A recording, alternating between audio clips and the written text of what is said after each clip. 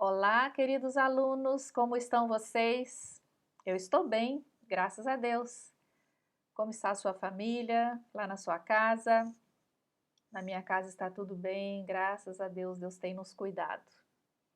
Meu nome é Deila, nós estamos juntos nessas semanas agora a estudar o livro de Romanos, ou a carta de Paulo à Igreja de Roma, aos crentes romanos. Vamos falar com Deus, vamos orar e vamos entregar esse tempo nas mãos dele. Senhor Deus, nós te agradecemos por mais essa oportunidade de podermos estar diante da tua palavra, que não é palavra de homens, ó Pai, mas é a tua palavra, que o teu Espírito Santo mesmo soprou aos teus santos, profetas e apóstolos, para que pudessem registrar a tua vontade, para que eles pudessem registrar aquilo que o Senhor queria que nós, como igreja, como povo do Senhor, soubéssemos. Ajuda-nos nessa jornada, nesse estudo da carta aos Romanos. Nós precisamos do Senhor e oramos assim em nome de Jesus. Amém.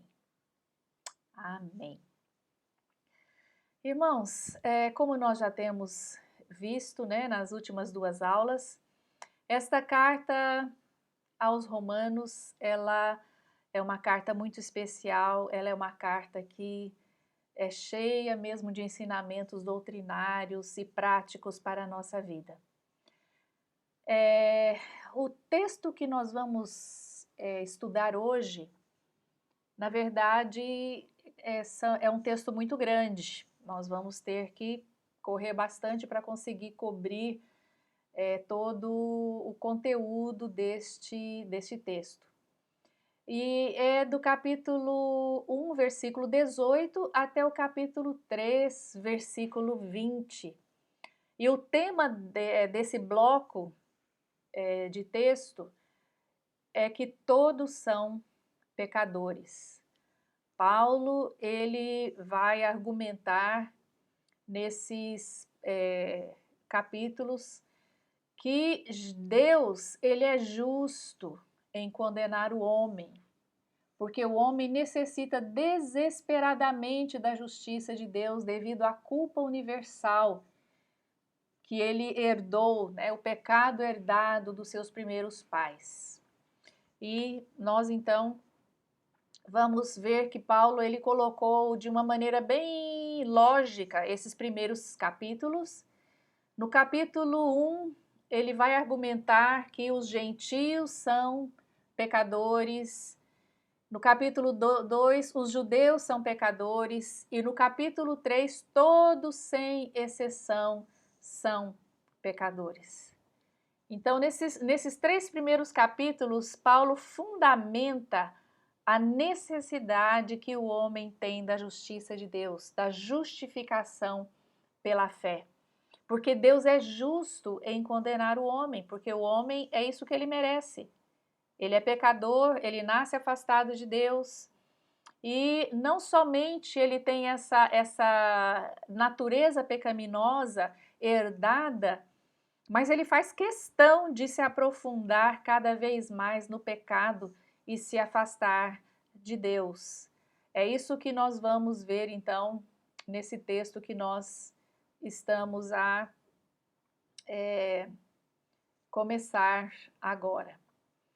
E nós vamos ver nos próximos capítulos aí, nos próximos versículos, que dos versículos 18 a 32, então, ele fala aos gentios. Até o versículo 17 do capítulo 1 foi a introdução da carta, né? Uma introdução muito rica, nós já pudemos aprender muitas coisas naquela introdução. Dos versículos 18 ao 32, ele fala aos gentios. Ele fala que Deus está irado.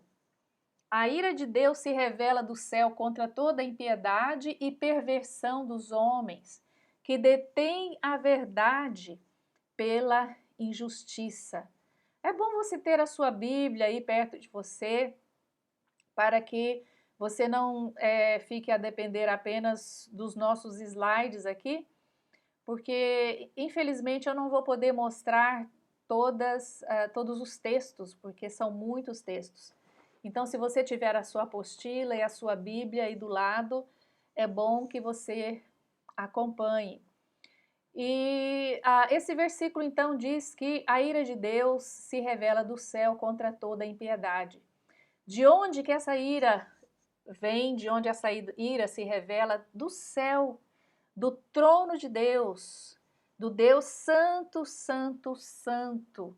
Ele está irado por causa da impiedade e a perversão dos homens que trocam a verdade pela injustiça, ou detém a verdade pela injustiça.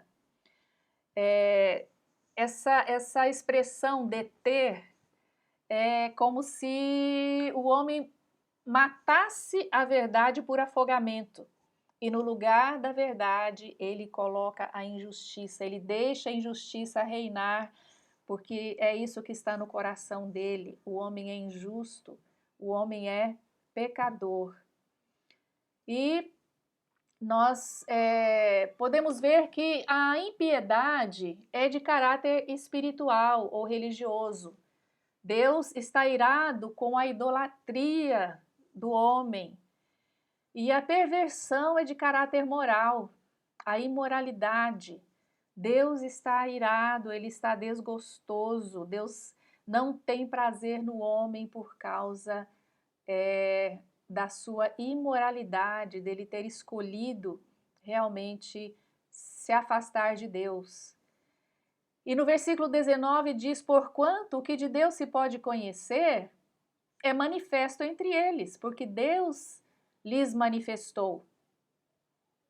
Porque os atributos invisíveis de Deus, assim como o seu eterno poder, como também a sua própria divindade, claramente se reconhecem desde o princípio do mundo, sendo percebidos por meio das coisas que foram criadas. Tais homens são, por isso, indesculpáveis. Paulo diz então que o homem, ele afirma que o homem, ele conhece, ele tem a revelação de Deus, a revelação natural. E através da revelação natural, ele conhece a Deus, porque nós podemos ver, né, sem dúvida, de que a criação, o universo, o céu, o ser humano, a complexidade da criação de Deus, não é possível que tudo isso surgiu do nada. Há um Deus criador, há um Deus responsável por tudo isso, mas o homem, ele procura realmente ignorar isto. E a partir daí também, continuando o texto, diz que, porquanto tendo conhecimento de Deus, não o glorificaram como Deus e nem lhe deram graças. Paulo afirma que o homem, o gentio, o idólatra, ele tem conhecimento de Deus. Não é verdade que há pessoas que não têm conhecimento de Deus. Todos têm conhecimento de Deus, porque Deus se manifesta, Deus se revela através da sua criação. Mas, mesmo percebendo que há um Deus, o pagão, o idólatra, o gentio, ele não glorifica como Deus e nem lhe dá graças. Ele não reconhece, ele não quer reconhecer que há um Deus. Continua então aí no texto: antes se tornaram nulos em seus próprios raciocínios, obscurecendo-se-lhes o coração insensato. Inculcando-se por sábios, tornaram-se loucos e mudaram a glória de Deus, do Deus incorruptível, em semelhança da imagem de homem corruptível, bem como de aves, quadrúpedes e répteis. Então, o homem, além dele abafar a verdade pela injustiça, além dele não glorificar a Deus, não dar graças a Deus, ele começa a produzir os seus próprios ídolos, ele começa a adorar outras coisas. Inculcando-se por sábios, tornaram-se loucos e mudaram a glória de Deus, do Deus incorruptível, em semelhança da imagem de homem corruptível. Então, nós vemos aí também na sequência da idolatria, vem a decadência sexual. Quando o homem se entrega à idolatria, quando o homem se entrega ao pecado, quando ele realmente rejeita o conhecimento de Deus, isso reflete na sua sexualidade. E ele, então, entra em decadência sexual. Olha o que o texto diz: por isso Deus os entregou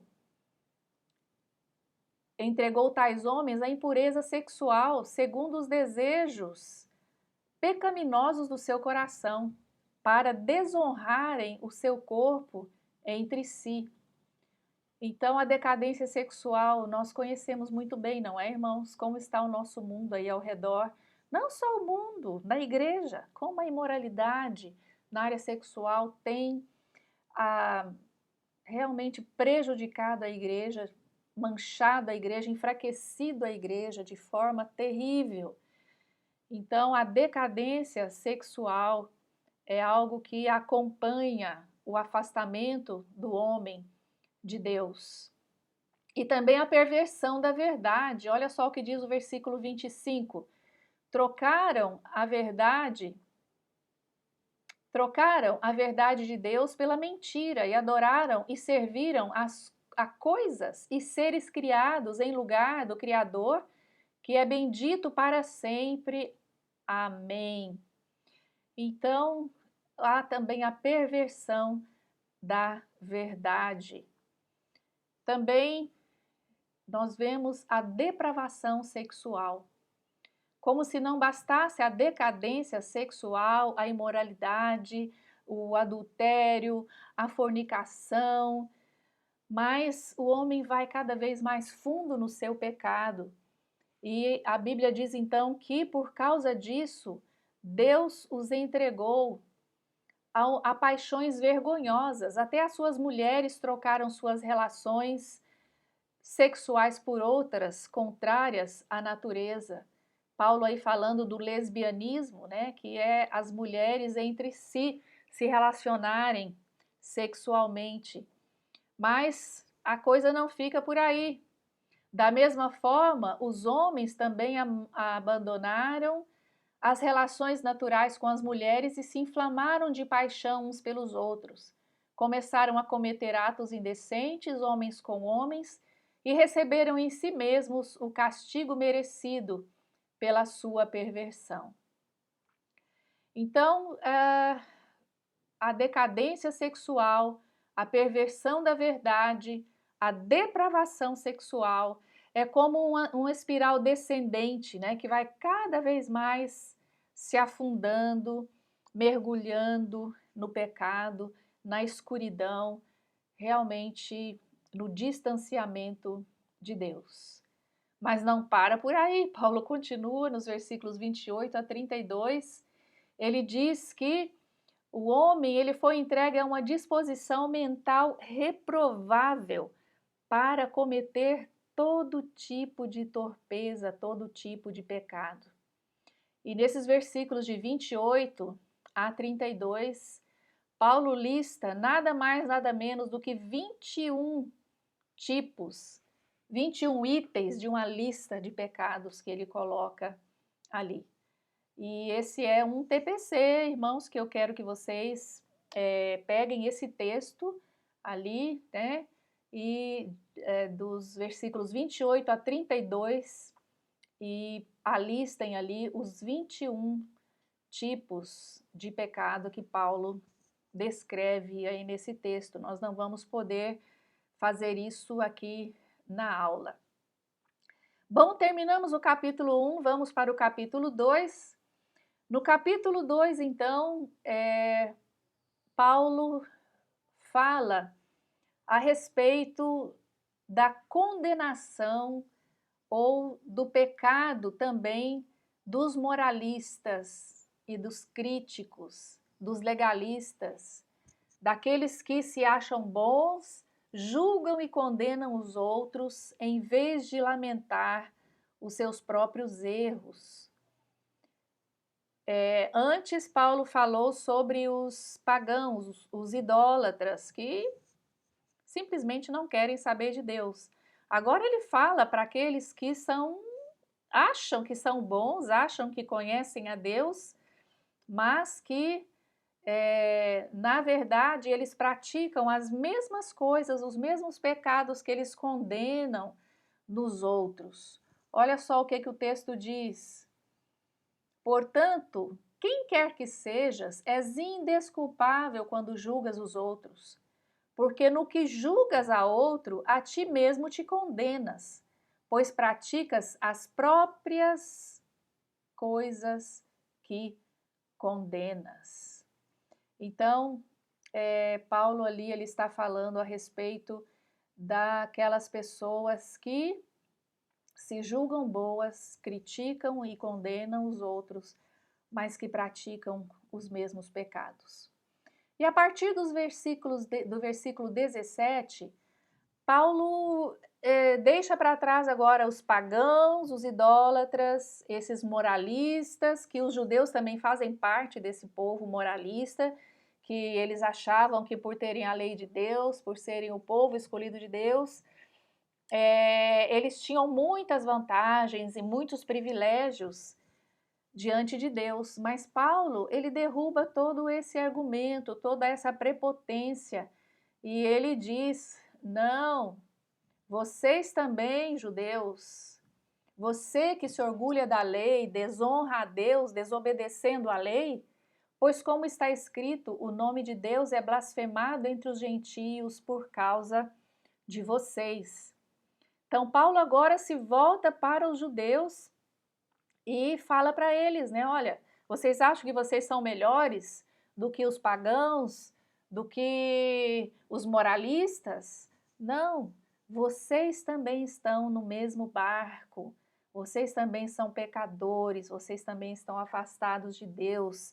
Vocês também precisam desesperadamente da justiça de Deus. Vocês precisam que a justiça de Deus seja imputada, seja lançada sobre vocês, porque vocês estão perdidos. E a partir aí do capítulo 3, Paulo, ele engloba todas as pessoas.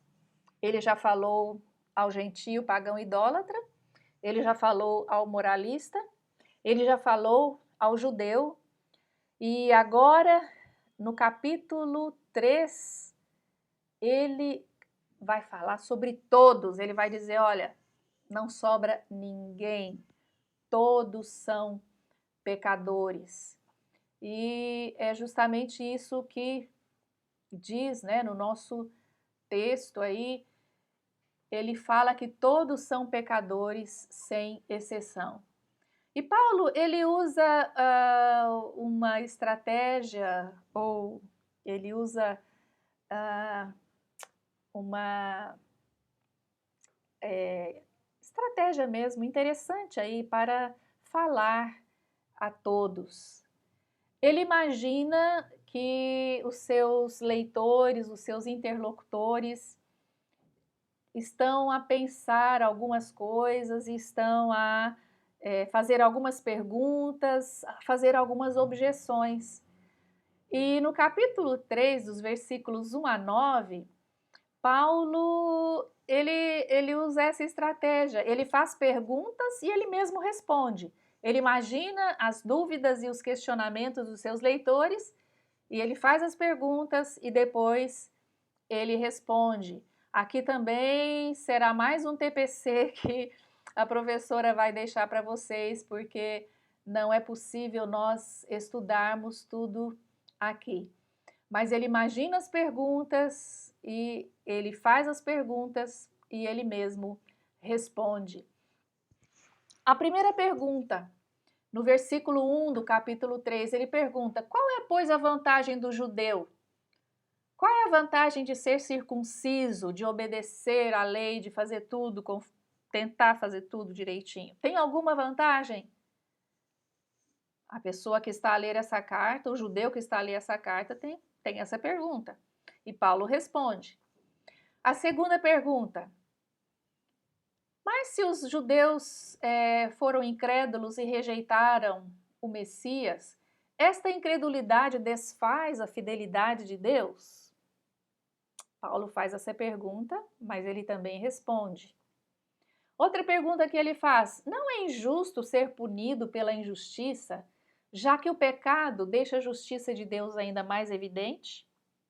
Será que eu não estou a fazer um favor para Deus, pecando, porque assim a justiça dele fica mais evidente? Muito estranha essa pergunta, mas com certeza alguns que leram essa carta tiveram esse questionamento, e Paulo fala. Outra pergunta: se a verdade de Deus é ressaltada pela minha mentira, por que é que eu sou condenado como pecador? É uma pergunta semelhante à outra anterior, né? Se a verdade de Deus é ressaltada por causa da mentira, por que eu ainda sou condenado como pecador se eu estou, na verdade, ajudando a ressaltar a verdade de Deus? E no versículo 9 ele faz outra pergunta. O que se conclui então? Temos nós qualquer vantagem? E essas são perguntas que eu vou pedir para os queridos alunos responderem. Vocês vão estudar aí na sua Bíblia, dos versículos 1 a 9, vão ver essas perguntas e as respostas que o próprio Paulo dá. Vocês vão pesquisar também na apostila, de preferência, se vocês tiverem também acesso a outras fontes de pesquisa, pesquisem e façam um trabalho bem bonito, bem feitinho, com essas perguntas. Escreva a pergunta e depois escreva o argumento ou a resposta que Paulo dá a essas perguntas. De preferência com as suas próprias palavras, mas com base no texto, né? Não coisa da sua cabeça, da sua ideia, mas aquilo que o texto diz. Nós continuamos então no capítulo 3, e a partir do versículo 9, Paulo ele começa a dizer que o pecado é universal. Nenhuma novidade, mas lembre-se que Paulo está a construir um fundamento de argumentos para que todos percebam que todos estão condenados e todos carecem da glória de Deus, todos precisam ser justificados, precisam que a justiça de Deus realmente seja lançada, seja imputada sobre eles. E nos versículos 9 a 12, Paulo diz então que o pecado é universal. Ele diz assim: já temos demonstrado que todos, tanto judeus como gregos, estão debaixo do pecado. Como está escrito, não há justo nenhum sequer. Não há quem entenda, não há quem busque a Deus. Todos se extraviaram, a uma se fizeram inúteis. Não há quem faça o bem. Não há nenhum sequer. Nenhum. É uma realidade triste, mas é verdade. O pecado, ele é universal. Não há uma pessoa que possa dizer, eu não tenho pecado. Eu não sou pecador. Todos são pecadores.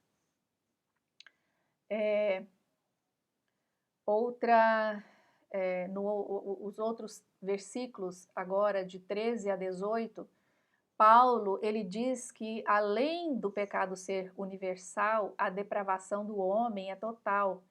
Quer dizer, o pecado, ele atinge todas as partes do ser humano, a sua boca, o seu pensamento, as suas ações.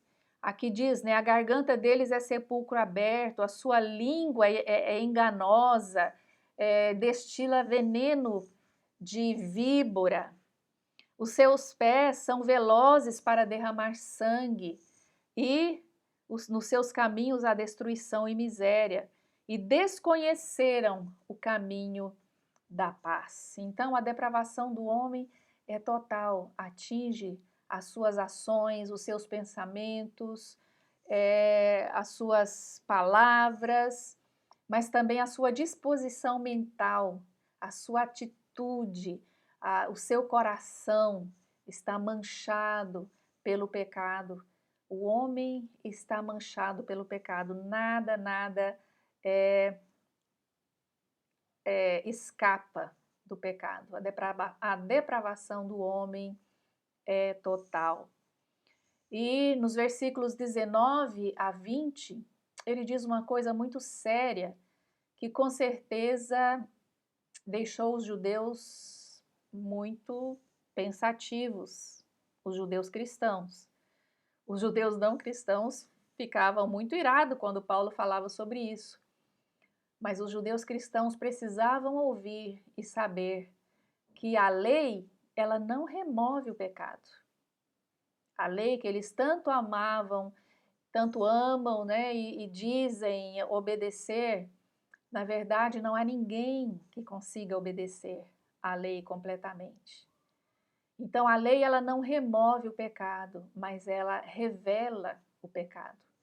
É isso que diz aqui versículo 19 e 20, versículo 19, ora, sabemos que tudo o que a lei diz aos que vivem na lei, o diz para que se cale toda a boca e todo o mundo seja culpável perante Deus.